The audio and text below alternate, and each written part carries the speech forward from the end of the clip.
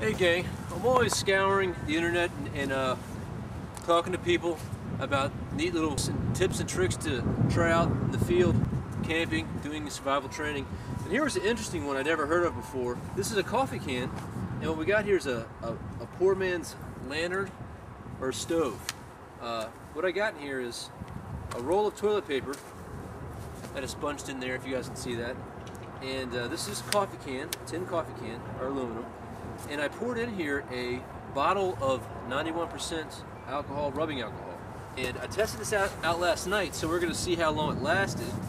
And it lit up pretty fast, gave off a pretty decent flame. So you could use this to heat something or just for light. Let's give this thing a start up and see how we do.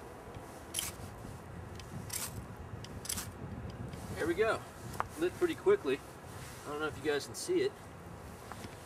Now I'm told this thing will light up for a good long while. It will burn for hours because there's not much oxygen that can get through and it's up on the surface.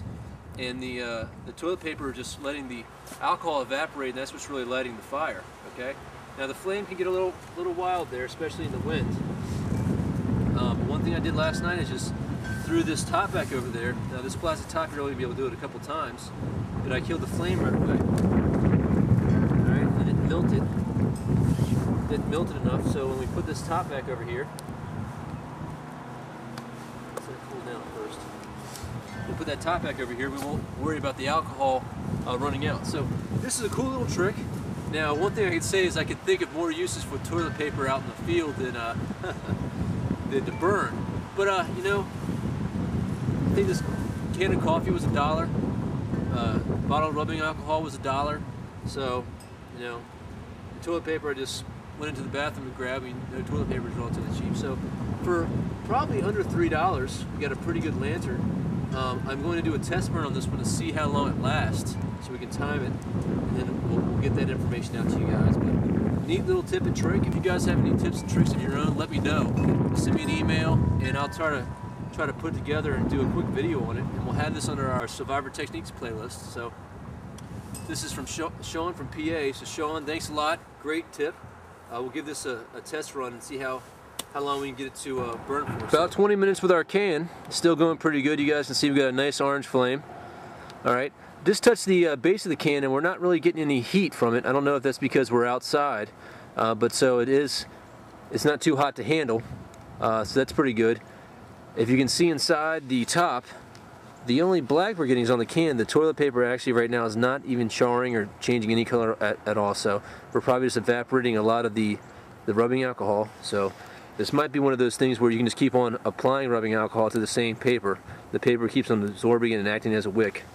So it's working out pretty good so far. Just to give you guys an update, it's getting pretty windy out here. We're still holding strong.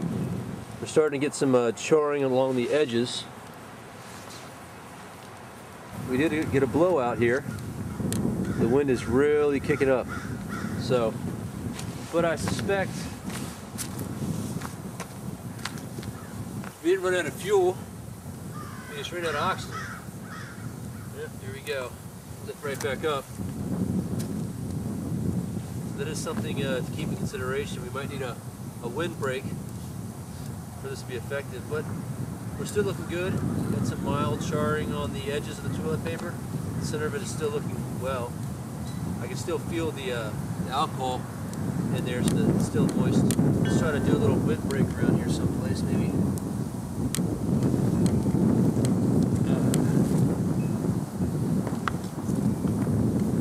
So these rocks stacked around it. Don't want it to get too close to the fire because that ambient heat might accelerate the burning. We want it to cook on its own.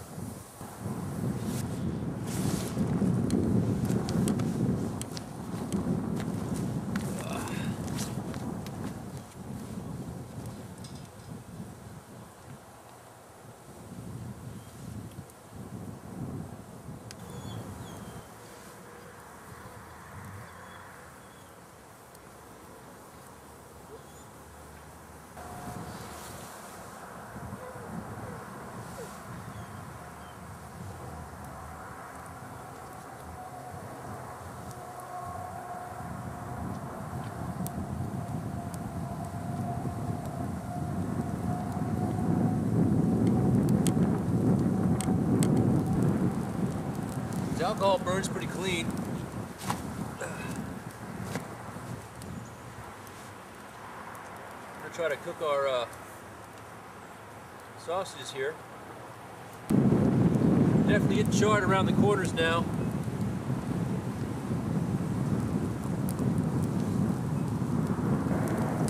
Ooh, it's hot.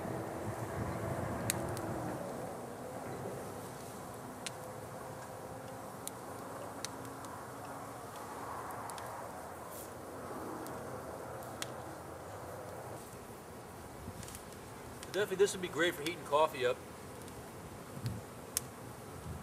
Just leave a little gap in there, be covered up for the air to still get in there. Whew. Really hot. Well, I think I'm definitely going to call this one. I think we're doing pretty good. It's been burning for about an hour now. As long as it didn't get too windy, we didn't have any problems. So let's do a couple of small tests, see if we can blow it out. Alright, so I was successful in blowing it out. Now the can, it's warm, it's radiating a little bit of heat. I can grab it towards the bottom, towards the top. I probably couldn't hold on to it very long. You can see by the fire, lights up pretty well. So, it's pretty good. So we're gonna put a cap back on this, give this another day or two to see if any more of the alcohol evaporates. See if we can light it up again. As you can see, we're starting to get a little charred around the edges. So I would expect that. I can still feel the moisture and smell the alcohol in there. So I know we have plenty of alcohol in here. I threw a whole bottle alcohol in here and it just soaked it right up. So just be careful in pouring it in too fast. You don't want it to run over the edge and get on the wherever you're at, because that could be dangerous. Gives a couple more seconds to cool down. So we can put the lid on here. I do have some embers in here, burning the edge of the paper.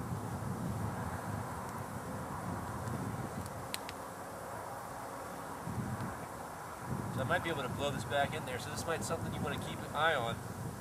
We don't want this to reignite, but I have a feeling that it just sit here and smolder a little bit. But once we put the cap back on and cut off that oxygen supply, it shouldn't be an issue. So I think we're about good enough to put that on there. Now these caps, if they're exposed to heat, are going to melt, so it's going to be a finite amount of times you can put this thing on and off. So maybe some kind of metal lid would be a little bit better. Or even if you had some tin foil, you could probably get a pretty good seal with it on there. So it's a great little idea. We're going to play around with this a little bit more, give it a couple days. We had a camp for 3 or 4 days out in the woods, how effective this would be. Even for maybe something for a car kit, I think it would work pretty well. But then again, I can find more uses for toilet paper off the top of my head. But this is interesting. It's not a bad little tip and trick, and it might be good for you in whatever purpose you have for it. So I really like it. Sean, thanks a lot. Good tip. All right, guys. I think that's going to conclude our test of this. We might have a part 2 or a small follow-up segment in another video. So this is Adam from Equip to Endure. If you have any questions, please email me at adam@equiptoendure.com. You stay safe out there. Remember, if you're not always prepared, you're never prepared.